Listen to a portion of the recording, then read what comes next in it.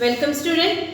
In the part 4 of topic number 7, that is measurement of physical quantity, in that we are going to learn about the two questions of the topic page number 43. What is an atomic clock, where it is kept, and how is the velocity of light used for determine the standard measure. म्हणजे अणुघड्याळ कुठं आहे आणि म्हणजे काय, हा एक पहिला प्रश्न आहे. आणि दुसरा प्रश्न आहे, मीटर हे प्रमाण निश्चित करण्यासाठी प्रकाशाचा वेगाचा उपयोग कसा करतात. तर या प्रश्नांची उत्तर मी लिहिलेली आहेत फळ्यावर, तुम्ही पण लिहून घ्यायचे. उत्तर मी समजून सांगते बघा काय आहे. What is an atomic clock, right is where it is kept. To measure any time clock is needed. Nowadays atomic standard of time is used for measurement of the time. म्हणजे आपल्याला काही टाइम मेजर करायचं तर घड्याळ हवा आहे. आणि आता हे जे घड्याळ आहे ते सेकंदामधलं म्हणजे टाइम मेजरमेंट करण्यासाठी ॲटॉमिक घड्याळाचं स्टँडर्डायझेशन ऑफ द टाइम जे आहे ते वापरलं जातं. In atomic clock, to measure time, periodic vibration of cesium atom is used as a standard. Cesium. आता cesium म्हणजे काय आहे बघा. 1 second is the time required for this much of the vibration of cesium atomic clock. म्हणजे atomic clock ची जी vibrations असतात ती vibration एका सेकंदाला एवढी होतात. तर CCM atomic clock is a very accurate, त्यामुळे अतिशय ॲक्युरेटपणे असणारे हे काय आहे, ॲटॉमिक क्लॉक आहे. It is kept in a national physical laboratory in Delhi. तर हे त्याचा आन्सर आहे. आणि क्वेश्चन नंबर 2 काय आहे, मीटर हे प्रमाण निश्चित करण्यासाठी प्रकाशाच्या वेगाचा उपयोग कसा करतात, किंवा how is the velocity of light is use for determining the standard metre. बघा काय सांगितलेलं आहे, light in a vacuum travels with speed. ते स्पीड दिलेलं आहे लाईटचं. हे लाईटचं स्पीड एवढं आहे. आणि त्याची व्हेलॉसिटी काढण्याचं सूत्र काय, 1/स्पीड. मग 1/स्पीड केलं की पार्ट ऑफ सेकंड काय आहे आपल्याला त्याचं काय येणार आहे, velocity of the light is determine using the standard metre. Okay, now let's see the next part. Open your textbook, page number 44. आता 44 पेज मध्ये तुम्हाला सांगितलेलं आहे importance of the accurate measurement. Accurate measurement करायचं असेल तर त्याचं महत्त्व काय आहे, अचूक मापन आपल्याला का केलं पाहिजे. फॉर एक्झाम्पल बघा, आपण एखाद्या ऑटोमोबाईलचे वेगवेगळे पार्ट बनवत आहोत, बरोबर आहे. जर ते पार्टची मेजरमेंट जर व्यवस्थित बसली नाही किंवा हे केलं नाही आणि तो पार्ट जर बनला तर त्या ऑटोमोबाईलमध्ये तो पार्ट व्यवस्थित बसणार नाही. अशी अनेक ठिकाणी आपण मेजरमेंट हे घेतो आणि मेजरमेंटनुसारच आपण त्या कामाची काय करतो, आखणी करतो. आणि हे करण्यासाठी अचूक मापन करणं अतिशय महत्त्वाचं आहे.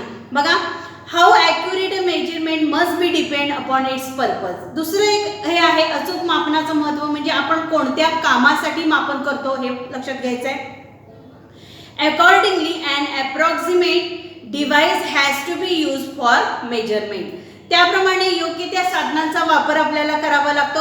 Measurement of the substance that are precious, म्हणजे जे विशेष महत्त्वाच्या, मौल्यवान आणि अल्प प्रमाणात वापरणार जाणाऱ्या वस्तू आहेत, ग्रेट इम्पॉर्टन्स आहे, इज डन मेटिसियसली अँड ॲक्युरेटली. म्हणजे या पदार्थाचे मोजमाप नेहमी अतिशय काटेकोरपणाने आणि अचूक केले जाते.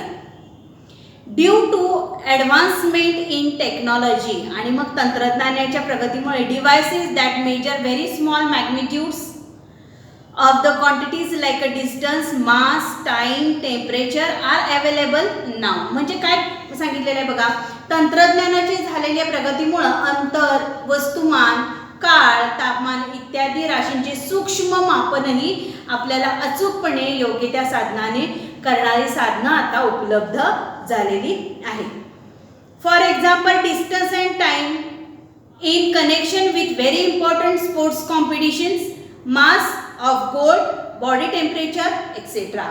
जसे अत्यंत महत्त्वाच्या क्रीडा स्पर्धांशी निगडीत असणारी अंतरे, काळ, सोन्याचे वस्तुमान आणि शरीराचे तापमान हे आपल्याला अचूकपणे आताच्या तंत्रज्ञानामुळे काय करता येतं, मोजता येतं.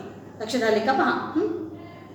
त्यानंतर सांगितलेलं आहे बघा, major causes of errors in the measurement.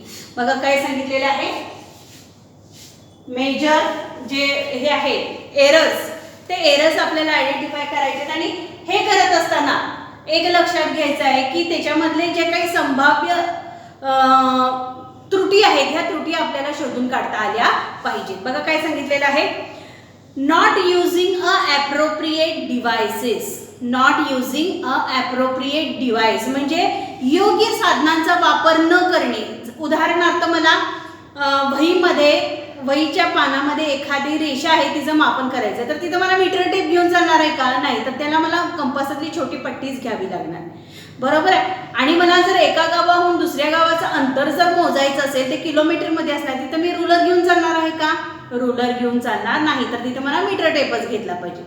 उदाहरणार्थ अजून एक सांगता येईल, सोने हा धातू आपण मौल्यवान आहे, अगदी ग्रॅम मिलीग्रॅम मध्ये हा मोजला जातो, पण ते मोजताना मला किराणा मालाच्या दुकानात असणारं वजन वापरता येईल का, वापरता येणार नाही, कारण ते सूक्ष्म आणि ॲक्युरेट मेजरमेंट देत नाही, बरोबर आहे. म्हणजेच काय सांगितलेलं आहे बघा, not using the appropriate device. Second one, not using the device properly. जो माणूस वजन करणार आहे, मापन करणार आहे, त्यानं जर व्यवस्थितपणे ते हाताळलं गेलं नाही, the person who are handling that device is not properly doing the measurement accurately, then you doesn't get the accurate measurement of that quantity. Okay, make a list of possible errors that other than these. Do you really get any as many liters of petrol as petrol pump indicates? Petrol पंपावर जेवढे litre petrol घेतल्याचे दर्शवले जाते, प्रत्यक्षात तितके petrol मिळाले का आहे याची खात्री जमा करण्यासाठी प्रमाणित मापणे अधूनमधून तपासणे अत्यंत गरजेचे आहे. यालाच काय म्हणतात, प्रमाणीकरण असं म्हणतात. म्हणजेच काय, याला स्टँडर्डायझेशन म्हटलं जातं. स्टँडर्डायझेशन करणे म्हणजे प्रमाणित करणे. Similarly it is necessary to standardise the weight and measure used in the market. त्याचप्रमाणे बाजारात काही जी वजने आणि मापे वेळोवेळी प्रमाणित करणे गरजेचे असते, तर ते करणं अत्यंत गरजेचं आहे. म्हणजे प्रमाणित करणं म्हणजे काय, ते वेळोवेळी जाऊन चेक करणं अत्यंत महत्त्वाचं आहे, बरोबर आहे. While buying the things at grocery shop. Grocery shop म्हणजे किराणाच्या दुकानातून काही वस्तू आपण ज्यावेळी खरेदी करतो, द व्हेजिटेबल मार्केटमधनं असू दे, remember to look out of the following and tell your guardians to do so. ते तुम्ही काळजीपूर्वक पहा आणि तुमच्या पालकांना, गार्डियन म्हणजे पालकांनाही ते सांगा. आता पहिलं काय करायचं आहे बघा, does the balance carry the stamp of standardisation by the department of weights and measure. तराजूवर वजन माप विभागाचा प्रमाणित छाप आहे का, प्रमाणित आहे का, ते म्हणजे त्या डिपार्टमेंटकडून ते खरेदी केलेलं आहे का याचं मापन करा. दुसरं बघा, इज द बॅलन्स स्टेबल. तराजू स्थिर आहे का. Is the pointer of the balance upright. तराजूचा काटा सरळ रेषेमध्ये उभा आहे का, हे पहा. तिसरं बघा, is the weight made up of metal. माप हे धातूचेच आहे का, हे पहा. त्यानंतर बघा, how is the balance head. त्या दुकानदारानं तराजू कशा पद्धतीने धरलेला आहे, हेही पहा. आणि चौथं बघा, has the underside of the pan of the balance been tempered with. तराजूच्या पारड्याची खालची बाजू कशी आहे बघा, म्हणजे ज्यात वेट ठेवलेला आहे ती बाजू बघा, न ठेवलेला आहे ती बघा. दोन्ही पारडी व्यवस्थित चेक करून ठेवायचे आहेत, म्हणजे त्यातून काही आपल्याला चिटिंग होणार नाही याची काळजी आपण स्वतः घ्यायची आहे. लक्षात आलं का पहा. त्यानंतर बघा काय सांगितलेलं आहे, to prevent customers from being cheated. म्हणजे ग्राहकांची वजन मापांमध्ये फसवणूक होऊ नये म्हणून a weights and measurement sub division म्हणजे शासनाचा अन्न नागरी पुरवठा ग्राहक संरक्षण विभाग यातर्फे urban supply and Consumer Protection Division of the government, officers of this subdivision visited different places from time to time. त्या लोकांचे ज्या विभागाचे जे अधिकारी आहेत हे वेगवेगळ्या दुकानाला व्हिजिट देऊन तिथले वजनमापांची तपासणी केली जाते. Whether the weights and the balances being used proper or not, तराजू योग्य पद्धतीने ते वापरत आहेत का, त्याच्यामध्ये कोणतीही फसवणूक करतायत का, या गोष्टींकडे ह्या डिपार्टमेंटचे लोक लक्ष देतात. It is binding by the law. Binding म्हणजे सक्ती केलेली आहे, काय कायद्यानं सक्ती केलेली आहे मापनाच्या दृष्टीनं. Law to use a standard weights and measure, प्रमाणित केलेलं वजन आणि मापही वापरायची आहेत. It is also function of the weight and measurement sub division to grant licence for the production. त्याच पद्धतीनं काय केलेलं आहे, वजनमाप उत्पादन विक्री व दुरुस्ती याच्यासाठी आवश्यक ते परवाने देण्याचं काम शासनाचा वजनमाप उपविभाग करत असतो. म्हणजे त्या हे जे असतं जे आपण खरेदी करतो, नवीन खरेदी करतो किंवा हे, तर त्या वजनमापाला काय केलं जातं, लायसन दिलं जातं. म्हणजेच ते तिथं प्रमाणित करून तुम्हाला ते दिलं जातं. म्हणजेच काय बघा, 1 किलोचं वजन आहे, हे नक्की 1 किलोचं आहे का, 900 ग्रॅमचं आहे किंवा काय आहे, हे प्लास्टिकचं आहे का, हे वूडचं आहे का, त्याच्या प्रमाणात केलेला शिक्का आहे का, ह्या सगळ्याची तपासणी हे जे डिपार्टमेंट आहे sub division measure and weight sub division department, या डिपार्टमेंटचे अधिकारी लोक असतात. ही वेळोवेळी वेगवेगळ्या दुकानांना भेटी देऊन हे काय करत असतात, हे सगळं चेक करत असतात. ह्याची संपूर्ण माहिती सुद्धा तुम्हाला इंटरनेट माझा मित्र म्हणजेच माय फ्रेंड द इंटरनेट www.legalmetrology महाराष्ट्र.gov.in यामध्ये तुम्हाला सगळ्या प्रकारची माहिती, जे वेबसाईटला तुम्ही जर गेला त्या वेबसाईटला तुम्हाला काय करायला सगळी माहिती इथं तुम्हाला दाखवली जाईल. आणि लास्ट वन बघा, डू यू नो, हे तुम्हाला माहिती आहे का बघा, ड्युरिंग द रेनी सीझन म्हणजे पावसाळ्याच्या दिवसामध्ये you might have heard, seen and read. तुम्ही या बातम्या ऐकला असाल किंवा बघितला असाल, न्यूज ऐकला असाल, हे शब्द वारंवार तुमच्या कानावर पडत असतील. News regarding how much water is collected in the dam, धरणामध्ये किती पाणीसाठा शिल्लक आहे, हे वारंवार आपण बातम्यांमध्ये असं ऐकतो.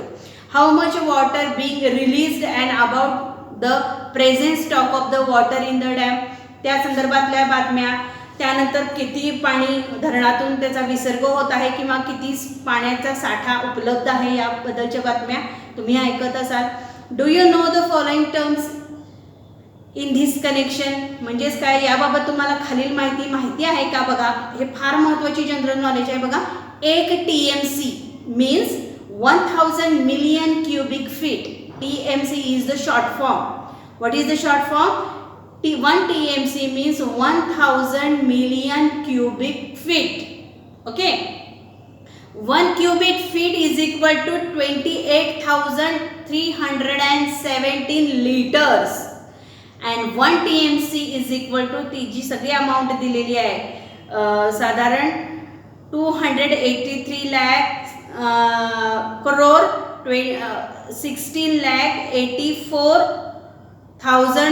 16,6,592 लिटर्स. थोडंसं मिस्टेक झालेले बघा, काय सांगितलेली आहे इथं. ही फार मोठी अब्जमध्ये आपण हे थोडक्यात म्हणजे मोजू शकतो. म्हणजेच काय, 28,317,000 मिलियन्स लिटर म्हणजे 28.317 अब्ज लिटर. काय म्हटलं जातं? अब्ज लिटर असं म्हटलं जातं. 1 TMC is equal to what? 28,317,000 million liter, not billion, it is a million liter. Okay. आणि तुम्हाला वर्तमानपत्रातनं सुद्धा अनेकशा माहिती याच्याबद्दलची मिळत असेल, ती कलेक्शन करा असं तुम्हाला सांगितलेलं आहे. ओके.